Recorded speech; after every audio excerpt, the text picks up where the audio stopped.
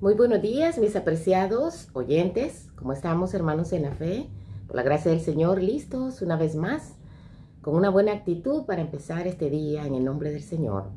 Una alegoría sobre los pactos. ¿Qué es una alegoría? Una alegoría es una representación en la que las cosas tienen un significado simbólico. Y también es una composición literaria o representación artística que tiene sentido simbólico. Podríamos hablar como sinónimos la ficción, el símbolo o la metáfora continuada. En las Sagradas Escrituras, la alegoría es un recurso literario en el que se utiliza una historia o una narración para transmitir verdades acerca de la realidad. La verdad se presenta bajo la imagen de otra, en la cual las palabras y la narración misma están vestidas de una significación diferente de la natural.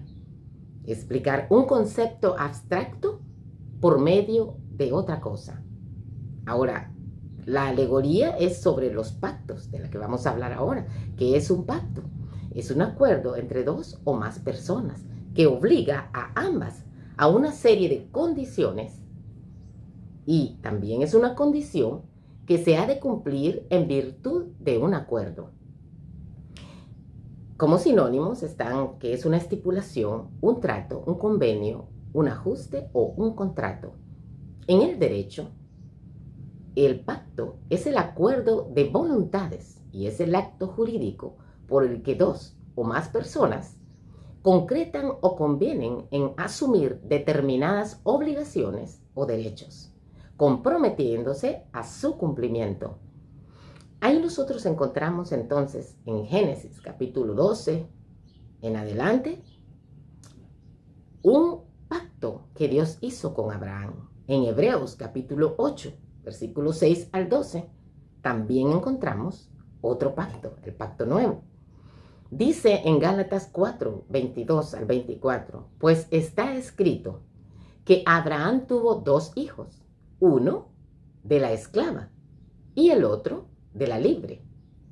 Pero el de la esclava nació según la carne, pero el de la libre en virtud de la promesa, lo cual es una alegoría, pues estas mujeres son los dos pactos.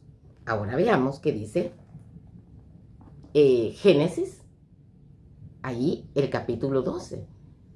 Dijo Dios, bendeciré a los que te bendigan, se lo dice a Abraham, y a los que te maldigan, maldeciré. Por medio de ti serán benditas todas las familias de la tierra. Es decir, de allí iba a venir la simiente, que es Jesucristo, el Mesías, el Salvador del mundo, tu Salvador y mi Salvador. Ahora leamos en Hebreos capítulo 8, versículo 6, dice, pero ahora tanto mejor ministerio es el de Jesús, por cuanto es mediador de un pacto mejor, basado sobre mejores promesas.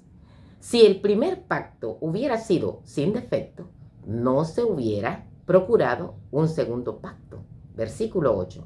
Pero Dios, reprendiéndole, dijo, vienen días, dice el Señor, en que haré con la casa de Israel, y este Israel aquí se refiere a todos aquellos que aceptamos por fe el sacrificio de Cristo y venimos a hacer un pacto de nuestra vida con Él, es decir, un acuerdo de vivir para siempre durante nuestra existencia a la luz de sus sagrados principios. No como el pacto que hice con sus padres el día que los tomé por la mano para sacarlos de Egipto, porque ellos no permanecieron en mi pacto, en mi acuerdo, y me desentendí de ellos, dice el Señor. Versículo 10. Este es el pacto que haré con la casa de Israel después de aquellos días, dice el Señor.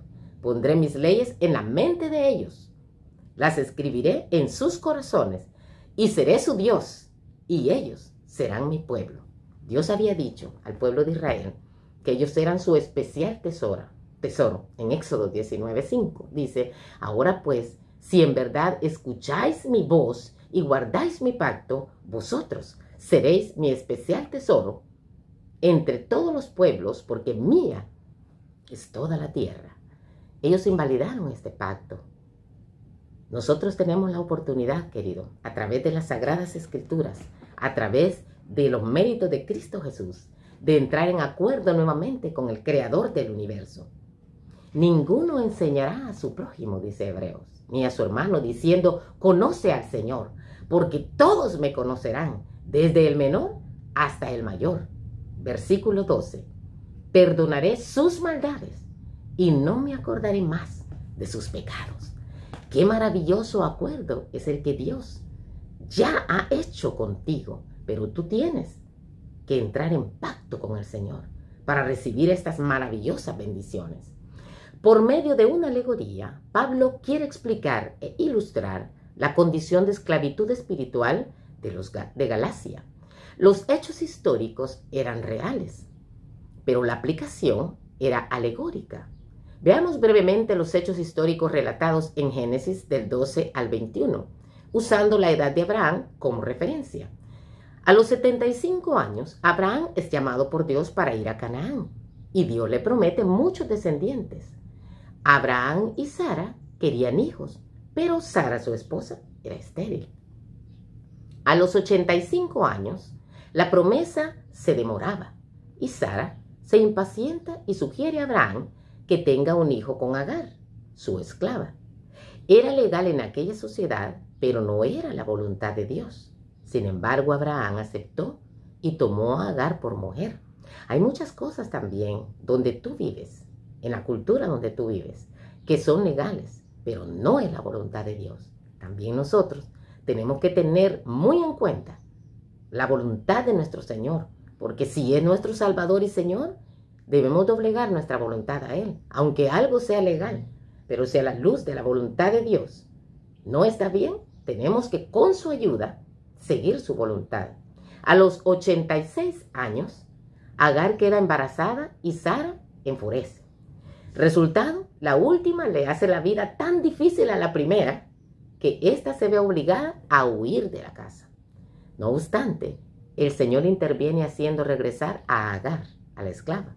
Así, el hijo nace y lo llamaron Ismael. A los 99 años, Dios reitera su promesa a Abraham y Sara y les dice que lo llamen Isaac. A los 100 años, nace el hijo de la promesa, de donde vendría la simiente de Jesús, y lo llaman Isaac, que significa risa. Esto va a crear un problema de rivalidad contra el otro hijo, Ismael, que ya tenía 14 años. Problema que a través de sus descendientes llega incluso hasta el día de hoy. ¿Has escuchado las tremendas guerras que hay entre los israelitas y los musulmanes? Viene de allí. Porque Abraham y Sara, queriendo ayudarle a Dios a que la promesa se tuviera, que fuera una realidad, Sara le da a su esclava para que tenga un hijo. Y ese hijo de una egipcia y un hebreo, de ahí viene la descendencia árabe. Hasta el día de hoy todavía siguen enemistados. A los 103 años, Isaac, de 3 años, fue destetado y le hicieron una fiesta para celebrarlo. Como Ismael se burlaba de Isaac, tanto Ismael como Agar tuvieron que irse de su hogar. Pablo extrae de los hechos históricos lecciones espirituales de fe y libertad, en oposición a las obras y a la esclavitud. Sara representa un pacto de fe a partir de una promesa. Agar, por su parte, representa el pacto de las obras. Abraham y Sara quisieron ayudar a Dios a raíz de la demora en el cumplimiento de la promesa y su propia imposibilidad. ¿Cuántas veces nosotros, mi amado, mi apreciado oyente, también, a raíz de nuestra desesperación, de que el tiempo avanza, que los años van cobrando su cuenta en nuestra vida, a raíz de diferentes situaciones en la vida, nosotros decimos, no, yo voy a hacer esto, me voy a meter a esta situación, no importa que vengan consecuencias duras. Lo peor es que no solo para uno, sino para los hijos de uno y para las otras generaciones que vienen atrás de uno. Querer nosotros ayudarle a Dios es bien falto en realidad, porque cuando Dios nos busca a nosotros para hacer un pacto, un acuerdo, Él tras de ese acuerdo vienen una multitud de bendiciones, protección, cuidado, ayuda, socorro, diferentes. Y también, por supuesto, como todo acuerdo, hay obligaciones también, ¿verdad? No solamente derechos. Yo también me debo a mi Dios y debo de hacer su voluntad. Abraham intentó llevar a cabo el plan de Dios por medio de Agar y su hijo Ismael. Esa fue su manera de hacerlo, pero no la de Dios. ¿Cuántas maneras nosotros inventamos, querido, de querer ayudar a Dios o querer hacer lo que nosotros pensamos que está bien? En mi propia vida lo he experimentado. Siempre que no he esperado la respuesta del Señor, que he hecho lo que mi inteligencia me dice, ha sido un rotundo fracaso. Por muy buenas y positivas que se vean los resultados de una decisión, debemos nosotros esperar en la voluntad del Señor. Él siempre nos va a responder. No es el plan de Dios que la salvación se alcance por las obras de la ley. Nada de lo que nosotros podamos hacer, todo cuanto hagamos, querido, está lleno de miseria, está lleno de inmundicia, de injusticia. Todas nuestras buenas obras, por muy bonitas que sean, admirables a los demás, por muy positivas que se vean, todas son como un trapo de inmundicia delante del Señor. Solamente la gracia de Cristo puede cubrirnos a nosotros y hacernos aceptos en el amado. Por las obras de la ley, por lo que nosotros podemos hacer con nuestras fuerzas, no podemos alcanzar absolutamente nada, por la sencilla razón de que es imposible hacerlo. Pablo muestra que mientras el ser humano depende de las obras de la ley para salvarse, no podrá librarse de la esclavitud. Los israelitas agregaron un montón de cargas más en cuanto a cómo alcanzar la salvación y no pudieron, querido. Ni hoy tampoco no podemos nosotros. Solamente por los méritos del sacrificio expiatorio de Cristo en la cruz del Calvario, por fe en ello, nosotros podemos alcanzar la salvación. ¿Quieres aceptarlo tú, querido? ¿Quieres hacer válido ese pago que ya Dios hizo en la cruz del Calvario? Hoy es el día de salvación para ti. No retardes aceptar ese regalo de fe. La gran lección que aprendemos es que todo tiene que ser hecho siempre a la manera de Dios y no a la manera de nosotros. Hay resultados tristes y caóticos cuando nosotros queremos siempre hacer nuestra voluntad, por nuestras habilidades, por nuestras destrezas, por nuestro conocimiento respecto a un área determinada. No, querido.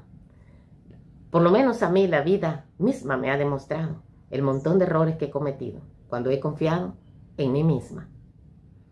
En un pacto, el pacto se diseña para que haya protección mutua, para asegurar la paz, la amistad, para promover las relaciones entre uno y otro. Dios es un Dios de pacto. Dios te ama y Dios quiere que entres en acuerdo con Él. ¿Para qué?